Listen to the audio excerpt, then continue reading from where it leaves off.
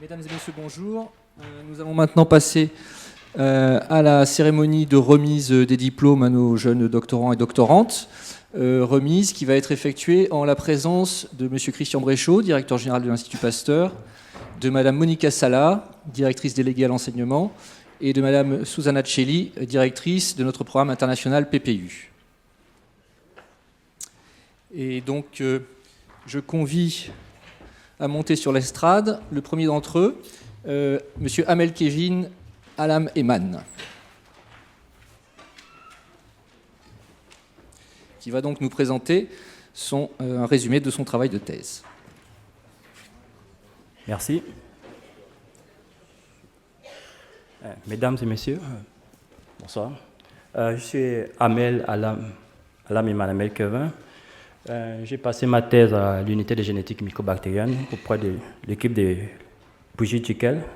Mon sujet de thèse s'intitule « Les infections à mycobactéries du complexe tuberculosis à Libreville, profil des résistances aux antibiotiques et diversité génétique ». Comme je disais, il est encadré par le professeur Brigitte Jiquel et co-encadré par le docteur Joël Fleury-Chobas-Yawaya. Dans cette première étude de thèse, je me suis intéressé sur la relation qu'il y avait entre la tuberculose multirésistante et la résistance au pyrazinamide. D'emblée, en entrée, il faut dire que le pyrazinamide est un antituberculeux qui cible les bacilles dormants qui sont impliqués dans les phénomènes de réactivation endogène des tuberculoses.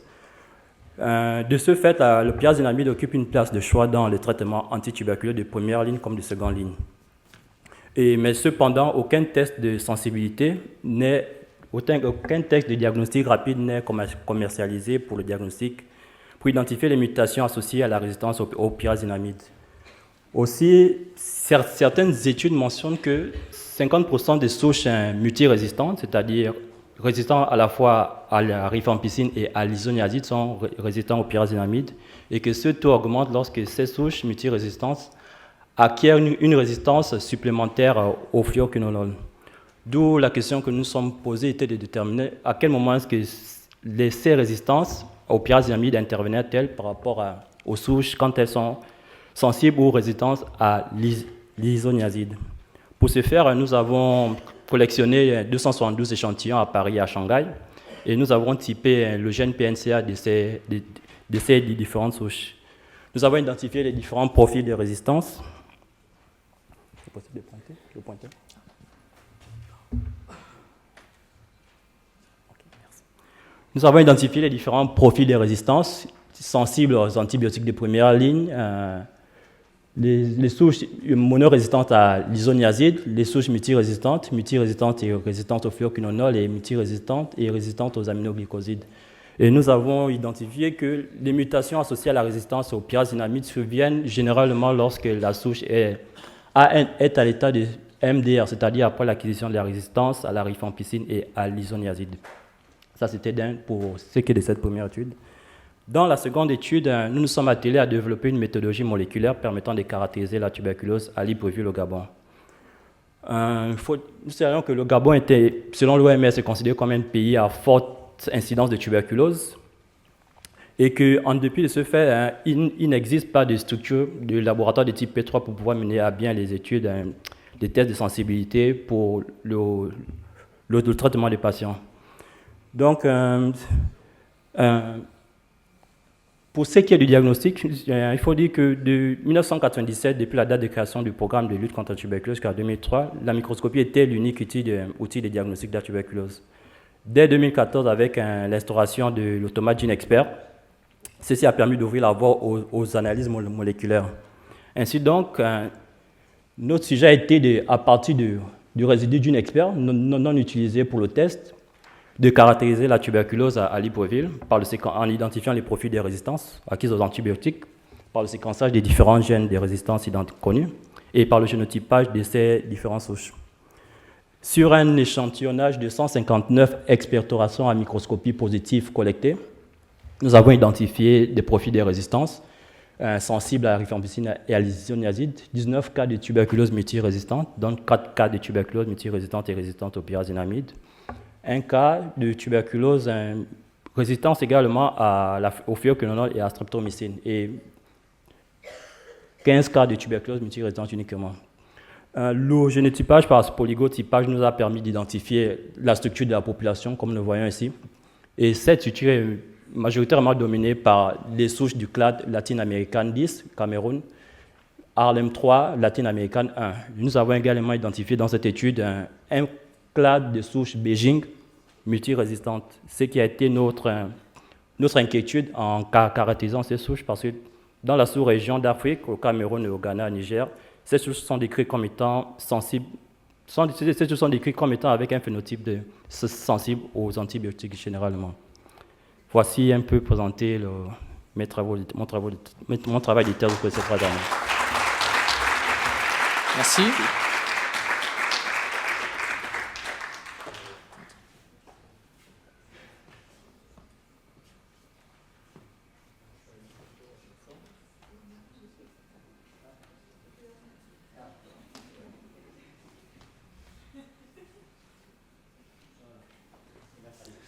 Nous allons maintenant écouter Virginia Basso.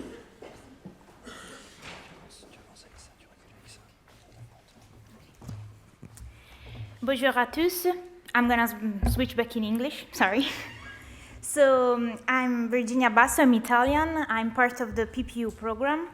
So I did my thesis here in Pasteur in the Fungal Biology and Pathogenicity Unit under the supervision of Christophe Damfert, Sophie Bachelier-Bassi, and my tutor on the campus was Christophe Belloin.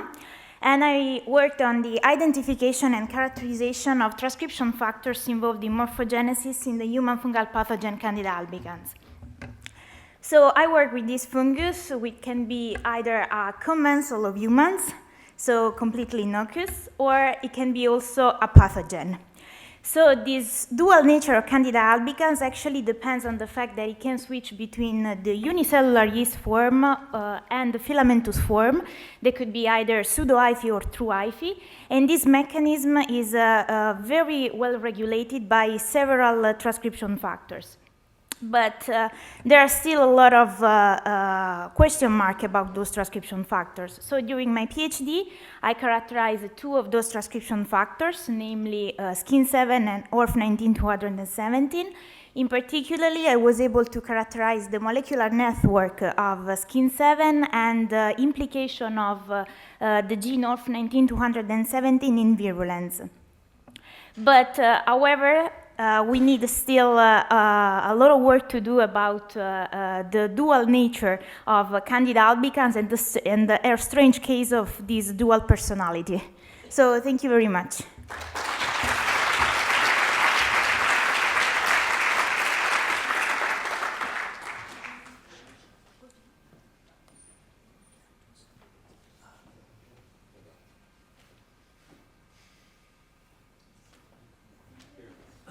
C'est maintenant Laetitia Berthaud qui va nous présenter un résumé de sa thèse.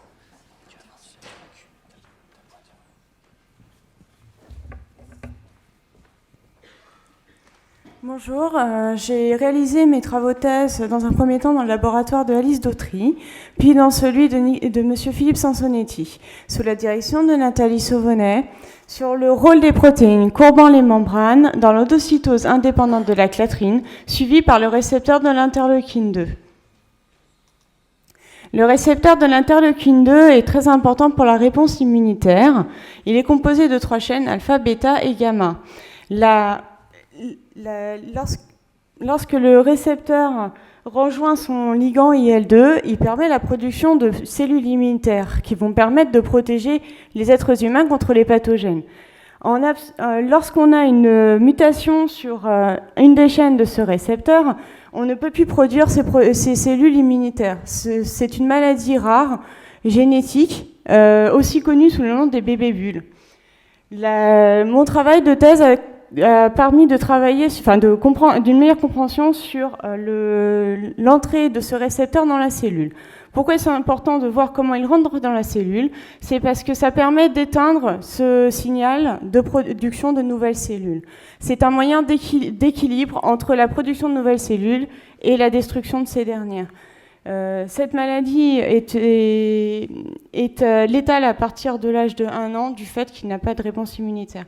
J'ai également, au cours de ma thèse, eu la chance de pouvoir travailler beaucoup en collaboration et notamment d'avoir pu être impliquée dans l'identification d'une nouvelle foi qui s'appelle FEM, que je vous ai représentée ici. Voilà. Merci.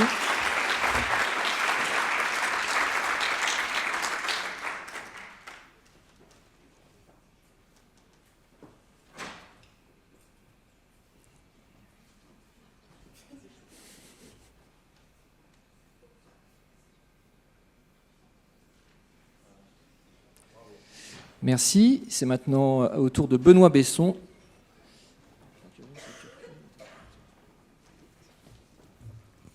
Hello everyone. Thank you for giving me the opportunity to present my PhD thesis today. I would like also to thank Dr. Hervé Bory, who supervised my PhD studies along the way. And my thesis is called Role of the Matrix Protein of Rabies Virus in the Regulation of the NF-κB and MAP kinase pathway. So rabies virus is one of the one of the major neglected tropical disease, and mainly transmitted by dog. It's responsible for about 60,000 deaths per year. And I focus my work on one viral protein, the matrix protein, but let's call it Penny.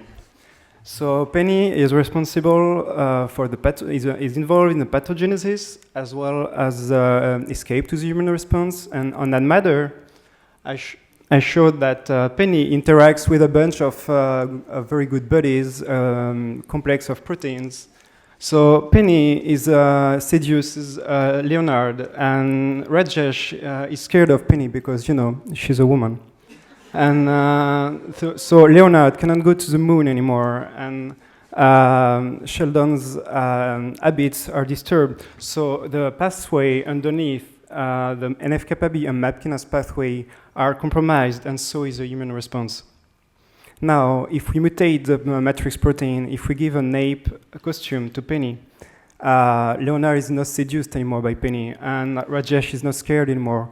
And so the whole complex kind of works much better, and so the immune response.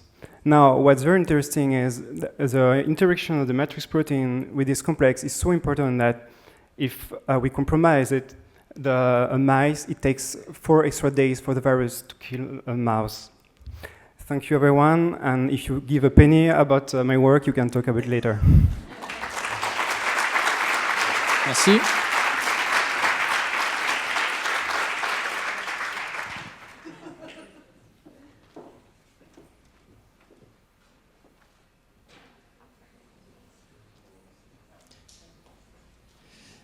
C'est maintenant au tour d'Héloïse Bettier de nous présenter son travail.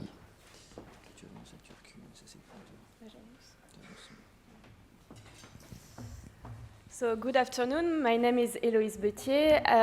I've done my PhD in the laboratory of Pierre Bruns, Antibodies in Therapy and Pathology, under the supervision of Frederike Johnson and Pierre Bruns.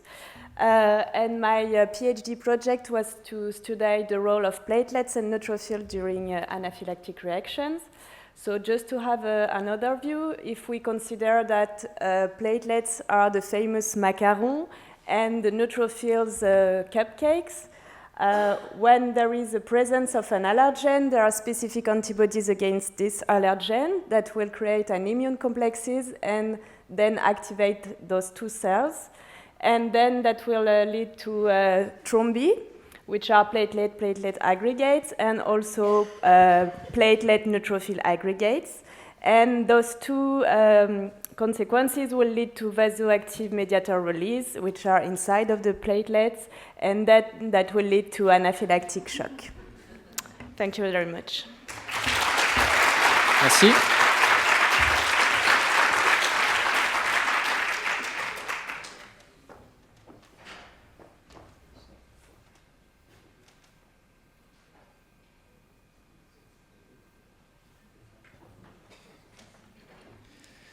Donc c'est maintenant au tour de Claudia de Martagazzi.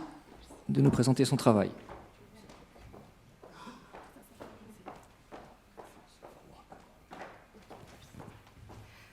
Bonsoir tout le monde, je m'appelle Claudia De Martagazzi. J'ai travaillé dans l'équipe de biologie des interactions hôtes parasites sous la supervision de Salah Meshri. Et pendant ces 2 ans, j'ai eu le plaisir de travailler sur le paludisme, la malaria, et plus précisément, j'ai étudié le rôle d'une protéine, histamine releasing factor, pendant l'infection et surtout pendant le développement de la pathologie.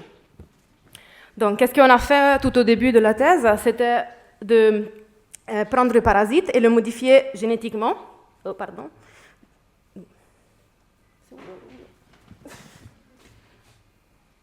Dans le rouge. Bon, c'est bon. De le modifier génétiquement. Comme des petits orologés, on a cherché de modifier des mécanismes en façon qu'on obtient des parasites qui sont incapables de produire la protéine. Après, on s'est posé la question, est-ce qu'il peut y avoir quelques différences entre les 2 parasites? Et après quelques questions et quelques essais sur les souris, qu'est-ce qu'on a remarqué tout au début de ma thèse? C'était que quand on infecte les parasites avec le parasite white type, les souris meurent. Par contre, quand on infecte les souris avec le parasite modifié, les souris restent en vie, éliminent le parasite et ils sont capables de subvenir à des autres infections, de combattre des autres infections au paludisme. Ce qu'on a donc après cette première observation, on a décidé qu'on allait étudier les mécanismes qui sont développés pendant l'infection au parasite modifié. Et qu'est-ce qu'on a trouvé jusqu'à maintenant? C'est un rôle important de IL-6 et aussi de certaines cellules phagocytaires dans l'élimination du parasite dans le stade sanguin. Bon, mais maintenant, il y a encore beaucoup à travailler avant de comprendre tous les mécanismes qui sont mis en place pendant l'infection avec le parasite mutant. Merci.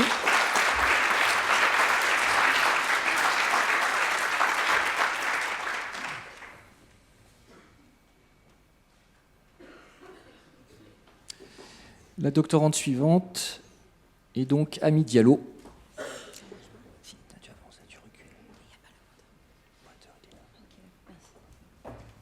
Hi everyone. So I'm Amy Diallo. I did my PhD in Dr. Rémy Fron's lab in his laboratory involved in the structural biology of secretion system. And then, so my project was to study how the bacteria were able to uptake extracellular DNA during transformation. So here, at the top, you can see that bacteria are able to uptake extracellular DNA, but the mechanism is unknown. So thanks to different techniques, I found out that this is the complex involved in the DNA uptake. And here, those are 3 proteins that I studied by different techniques.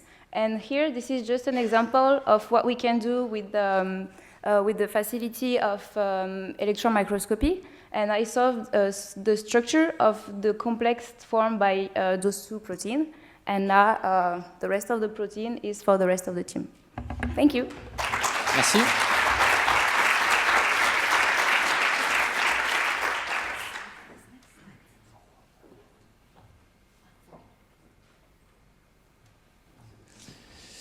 C'est maintenant au tour de Shuai Ding de nous présenter son travail. Bonjour à tous. Bonjour à tous. My name is Shuai Ding, and I'm working on malaria disease.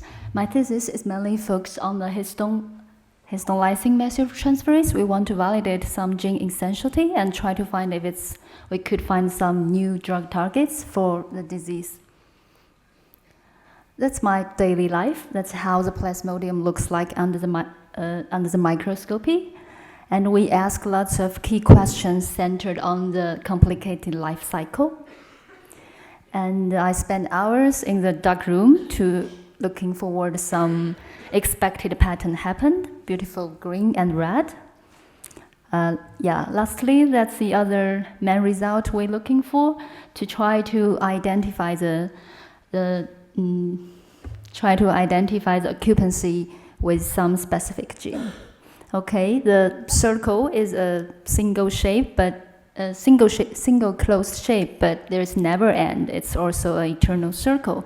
So I'm very glad I will spend one more year in Institut Pasteur because I have lots of lovely, unforgettable memory here and looking forward to more achievements. Thanks. Merci.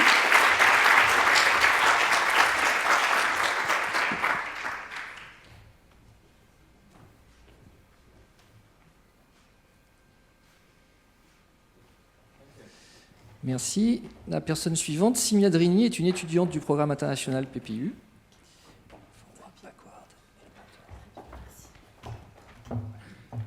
Okay. So, hi everybody. I'm very pleased today to introduce briefly my PhD project, which is about the characterization of HARP4, an unusual Leishmania major HSP70 related protein at the PARSIG unit under the direction of Gérald Speth and Najma Rashidi. So, HARP4 is a new and unusual HSP70 family member. In fact, it has not only an HSP70 domain, which is associated usually with an ATPase domain, and a TPR domain involved in protein-protein interaction. And during my thesis, I was looking for the function of HARP4.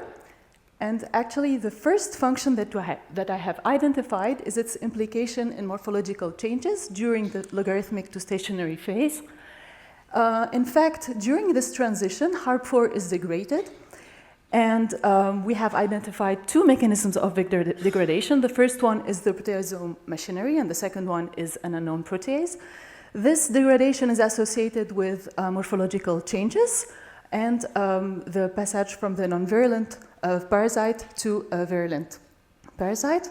And the second function is actually, it is a heat shock regulated protein implicated in the stress response.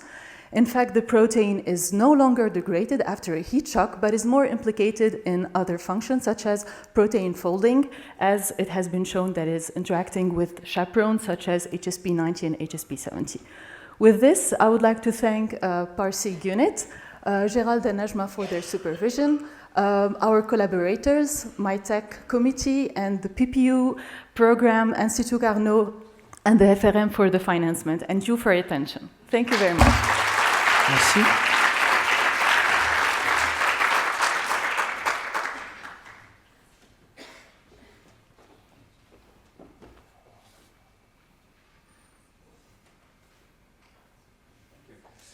C'est maintenant Alice Inktos qui va nous présenter son travail. Bonjour à tous. Je voudrais remercier très chaleureusement toute l'unité de génétique et physiologie de l'audition, qui est dirigée par le professeur Christine Petit. Je vais remercier mon directeur de thèse Saïs Safedine et ma tutrice Monique Lafont. Donc, au laboratoire, nous travaillons depuis de longues années sur le syndrome Usher, qui combine une surdité congénitale profonde et un trouble de l'équilibre.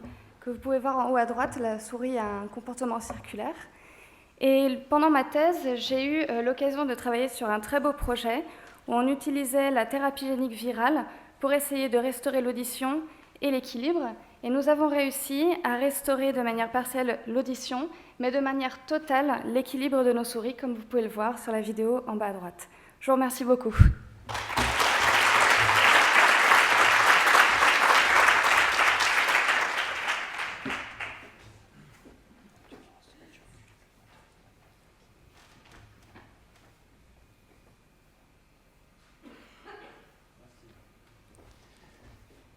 Maintenant, c'est au tour d'Adeline Ferry. Bonjour à tous. Donc, j'ai fait ma thèse dans le laboratoire de Christophe Denfert sous la supervision de Mélanie Legrand et Marie-Elisabeth Bougnou. Et donc, cette thèse a parlé plutôt d'une stratégie génétique pour comprendre les mécanismes sous-jacents de la stabilité du génome de Candida albicans. Donc, plus simplement, plusieurs études ont été faites montrant que des traitements avec des antifongiques, le contact avec le système immunitaire et la fièvre, ou encore des cassures d'ADN double brin, pouvaient mener à des réarrangements du génome. Et certains de ces réarrangements du génome pouvaient avoir des variations phénotypiques du style avoir une résistance aux antifongiques. Mais en parallèle, j'ai décidé de mener une étude un peu plus intéressante qui était de changer de genre et d'étudier les humains. Donc j'ai étudié le laboratoire de Christophe Denfert, cette équipe qui est vraiment d'enfer, en essayant de regarder quels étaient l'effet des stress, comme manger des gâteaux Pierre Hermé, faire des gâteaux d'anniversaire, des pots, des sessions vin fromage. Et toute cette étude nous a permis de voir qu'en fait, ça menait aussi à des variations phénotypiques, comme gagner du poids, mais avoir aussi beaucoup d'amusement. Donc voilà, merci à vous. Merci.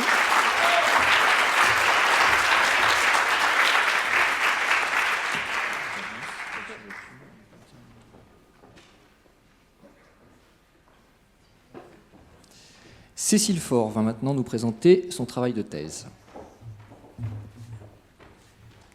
Donc, bonjour à tous, j'ai travaillé dans l'équipe de Philippe Bastin et mon projet de thèse a porté sur les voies du transport intraflagellaire.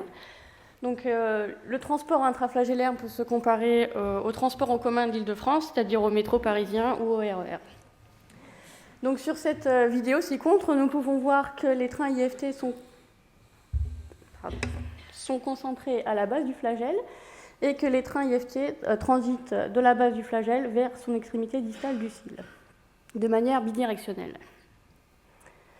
Par la suite, nous avons effectué une reconstruction 3D du flagelle en microscopie électronique à transmission et nous avons pu visualiser que les trains IFT, ici représentés en rouge, sont présents de part et d'autre de l'axonème. Néanmoins, la résolution en microscopie photonique ne nous permet pas de visualiser ces deux voies. Donc pour cela, avec l'aide du CITEC et l'aide de Jean-Yves Clivenez, nous avons utilisé un microscope super résolutif qui a été développé par l'équipe d'Eri Bedzig à Janelia. Et nous avons pu visualiser assez distinctement ces deux voies. Donc sur ce film ci-contre, nous pouvons voir la présence d'un premier train sur une des premières voies et d'un second train ici. Et lorsque je mets en route ces trains, nous pouvons voir le déplacement de ces deux trains au niveau des deux voies. Sur cette image ci-contre, on vous représente la projection temporale de ces deux voies que nous voyons ici distinctement. Donc pour conclure, j'aimerais particulièrement remercier Philippe Bastin qui m'a permis de réaliser l'un de mes rêves. Je remercie également l'Institut Pasteur et pour cette cérémonie et également l'ensemble de mes amis et de ma famille. Merci.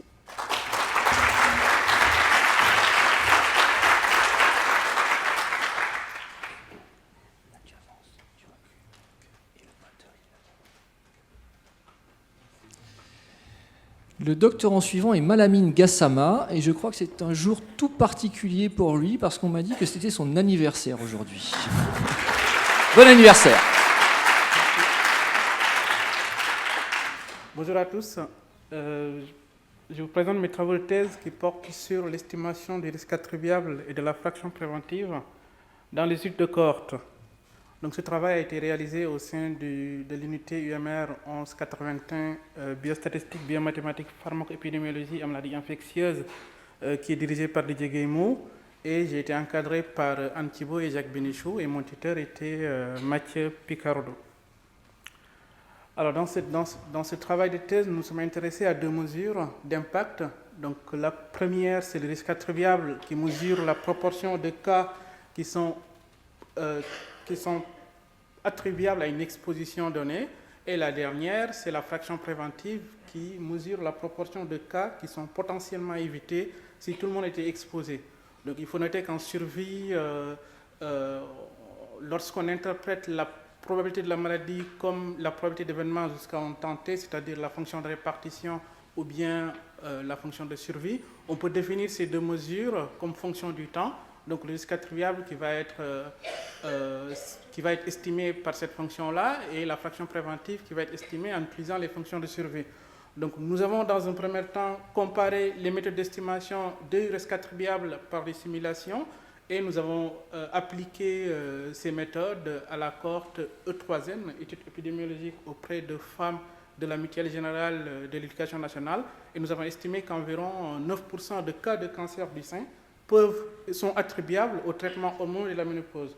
Et pour la fraction préventive, nous avons utilisé les données de la cohorte 3 citée et nous avons estimé qu'environ 10% des cas d'AVC peuvent être évités par l'utilisation des statines ou des fibrates. Je vous remercie de votre attention.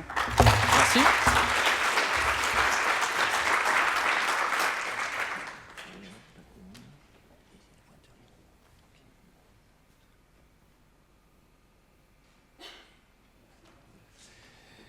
l'étudiante suivante, la doctorante suivante, pardon, est Caitlin Gillis, qui est une étudiante du programme international PPU. Bonjour, everybody. So I had the pleasure to conduct my PhD in the lab of Pierre Bruns in the Department of Immunology. And really what my PhD focused on is the protective and pathological roles of these cells, neutrophils, during systemic inflammation. In particular, anaphylactic shock or allergic shock is a severe acute systemic reaction. And using humanized mouse models, we were able to demonstrate that human IgG binding to human IgG receptors could mediate the signs and symptoms of anaphylaxis. I also had, we identified a prominent role for neutrophils and their receptor, Fc gamma receptor 2A.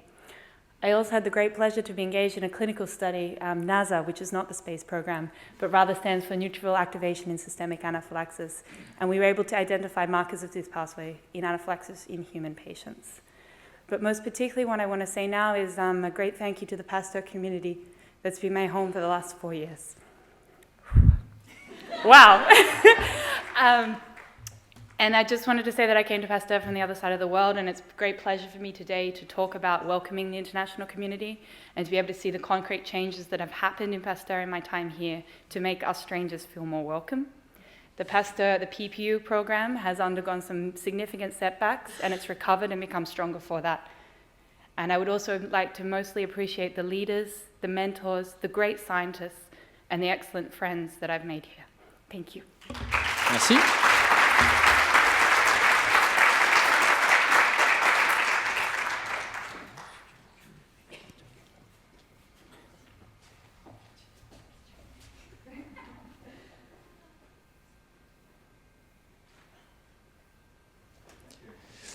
Maintenant, c'est Laura Goudet-Desjardins qui va nous présenter son travail. Donc, bonjour à tous. J'ai effectué ma thèse au sein du laboratoire de génétique humaine et fonctions cognitives de Thomas Bourgeron sous la direction d'Isabelle Cloès-Tayarani. Et ce projet de thèse a consisté en l'analyse de neurones de patients atteints de troubles du spectre autistique qui sont porteurs d'une mutation au niveau du gène SHANK3. Et cette étude a été effectuée à partir de neurones humains qui ont été dérivés de cellules pluripotentes induites, dérivées initialement de fibroblastes. Donc, différentes études ont exposé des perturbations au niveau du cerveau de patients atteints de troubles du spectre autistique. Parmi ces perturbations, des hypothèses exposeraient soit une hyperconnectivité de ce cerveau, qui représente un peu ce que l'on peut observer dans notre société actuelle, avec beaucoup de connexions à travers le monde. Donc, au sein de l'autisme, on parle d'hyperconnectivité à distance, mais aussi parfois d'hypoconnectivité, c'est-à-dire que le réseau n'est pas fonctionnel et que les connexions ne peuvent pas se faire. La question a été de savoir qu'est-ce qui se passait lorsque SHANK3 donc, était délété chez ces patients et qu'est-ce qui pouvait se passer au niveau de la connexion du cerveau. Cela peut être dû soit à un problème au niveau du cerveau global, mais aussi plus précisément au niveau des neurones. Donc, au sein de ma thèse, je me suis intéressée particulièrement à ces neurones-là. On a utilisé une technique qui existe depuis environ une dizaine d'années, qui a été développée par le professeur Yamanaka, et qui consiste à la différenciation de n'importe quelle cellule somatique, donc ici de fibroblastes, des cellules de peau, qui ont été reprogrammées en cellules pluripotentes induites. Et ensuite, ces cellules sont différenciées en différents types de cellules hautes somatiques, et pour nous, ce sont donc des neurones. Sur ces neurones, nous avons pu étudier les épines dendritiques, qui vont pouvoir donner au cours du développement la mise en place de synapses. Et nous avons analysé ces épines et nous avons pu observer que chez les neurones issus de patients atteints de troubles du spectre autistique, il y avait une diminution du nombre de ces épines ainsi qu'une diminution de leur volume. Et on observe aussi une modification du profil morphologique de ces épines. Il semblerait donc que les neurones de ces patients puissent avoir une perturbation dans la connectivité. Et nous avons approfondi cela en étudiant l'activité de ces neurones au niveau de l'activité calcique et nous avons observé une augmentation de cette activité. Merci.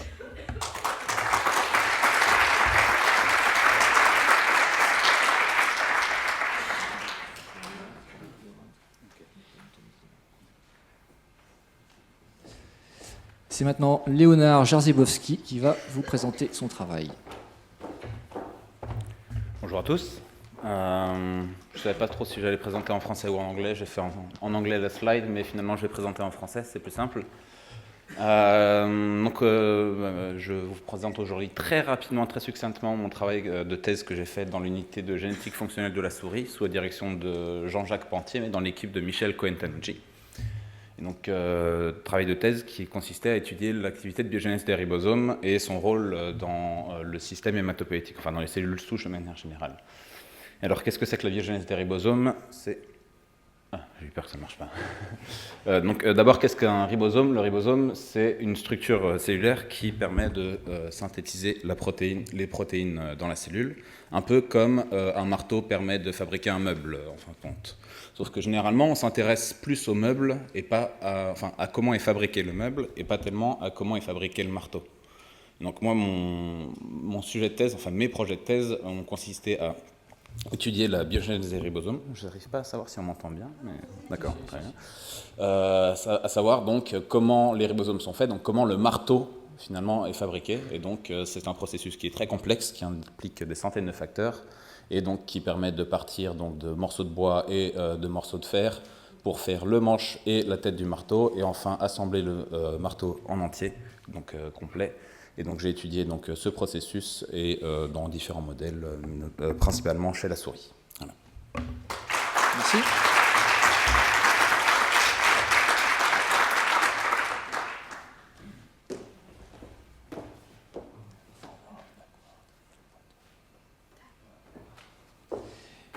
Et c'est maintenant au tour de Samira Quillard.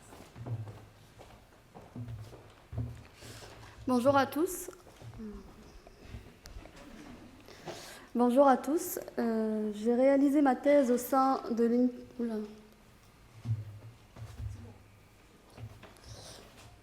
Pour pointer.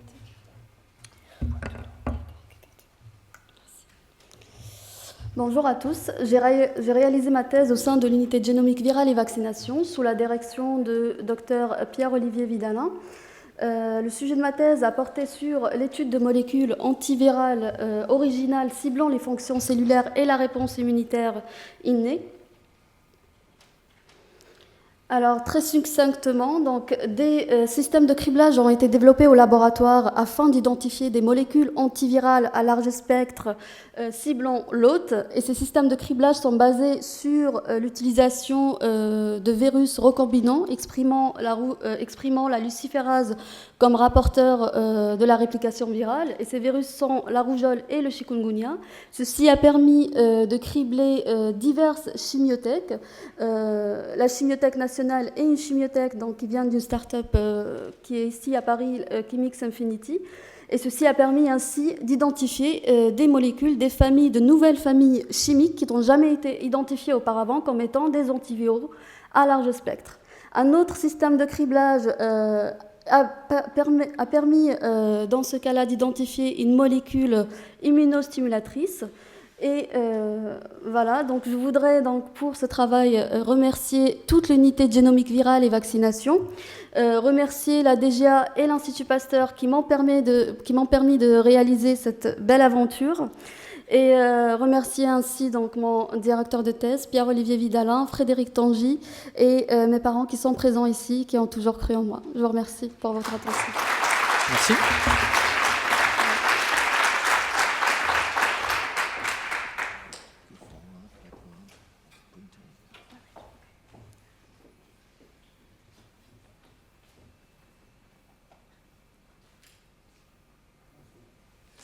C'est maintenant au tour de Kerstin Klinkert, qui est une étudiante du programme international PPU. Okay, hello everyone. So I did my PhD in the lab of Arno Escher, where I studied the RAP35 GTPase and initiation of apicobasal polarity in 3D venous cysts. So now I will quickly summarize what I did during my PhD and what I'm currently doing now during my postdoc. So my major interest is polarity initiation. And during my PhD, I used dog kidney cells to study this process. And so whenever people from outside ask me, hey, what are you doing? I was saying, well, you know, I study cell polarization, and I'm really interested in how a single cell divides and polarizes. And people were saying, well, yes, that's interesting, but what is it for? And I said, well, you know, in principle, it's fundamental cancer research. And they went, wow, cancer research. So you're really helping to cure cancer. That's awesome. And I said, well, yeah, kind of. But you know, have a look at this wonderful video, how a single cell divides and polarizes. Isn't that beautiful? And they said, well, yeah, it's nice. But it's so cool that you can heal cancer. I said, yeah, kind of. Okay, so like this I finished my PhD. And then I moved on to Lausanne to join the group of Pierre Gunci, where I'm still working on on polarity initiation. But this time in the beautiful nematode C. elegans, as you can see here. But this is now how things become different.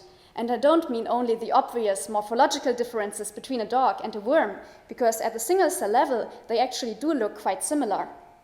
However, now when people ask me what I'm doing, I'm saying, well, I'm working with worms. And people say, ugh, you're working with worms? Really? That's disgusting. What do you do with them?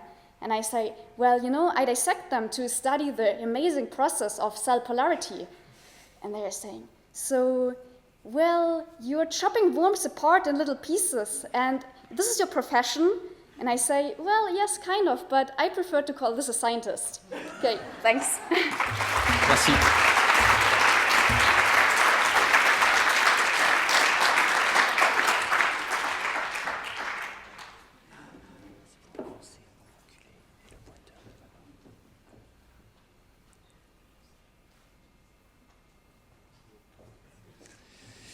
Maintenant, c'est à Fanny Koukouli, qui est également une étudiante du programme PPU. Hello, I'm Fanny Koukouli. I'm coming from Greece. I was a student to the PPU International Doctoral Program, and I performed my PhD in the Department of Neuroscience under the supervision of Uwe Maskos. I studied the role of the nicotinic receptors in prefrontal cortex spontaneous activity in the normal and diseased brain. I know this title is difficult, but just to make it simpler, a main goal of my PhD, it was to do better than Jean Nicot, who was actually the person that probed tobacco in France 500 years ago, and identify pharmacological agents for nicotinic receptors. I studied human mutations of nicotinic receptors that are associated with major pathologies such as Alzheimer's disease and schizophrenia, and I aimed to decipher a potential causal relationship with nicotine addiction. To do that, I used state-of-the-art technologies that are provided here at the Institut Pasteur, and I studied the spontaneous neuronal activity in the live brain in a brain region, prefrontal cortex, that it is associated with higher cognitive processes. I would like to thank everyone that participated to my PhD training and all of you for your attention. Merci.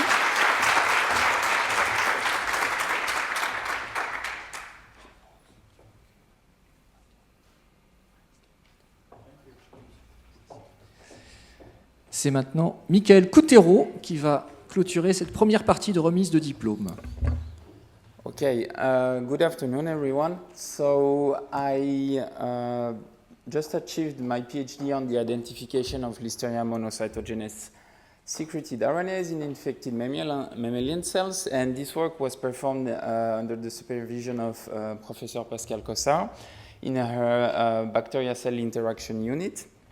And I tried to think of what actually really triggered my interest in this topic. And I came up with that. Basically, I spent most of my undergraduate years being told that RNAs are extremely, let's say, delicate molecules that can be easily degraded. So this was rather counterintuitive, and when we discussed with Pascal about this notion that RNAs might be exchanged between cells, it sounded like a bit counterintuitive. Finally, after 3 years of intensive work, we could show that actually RNAs can hide in structures called membrane vesicles, and that they can actually be exchanged between different types of cells, and especially between the bacteria, so in our case Listeria monocytogenes, and our cells, human cells. And with that, I would like to thank the Pasteur Institute for being a place where you can actually challenge counterintuitive ideas. Thank you.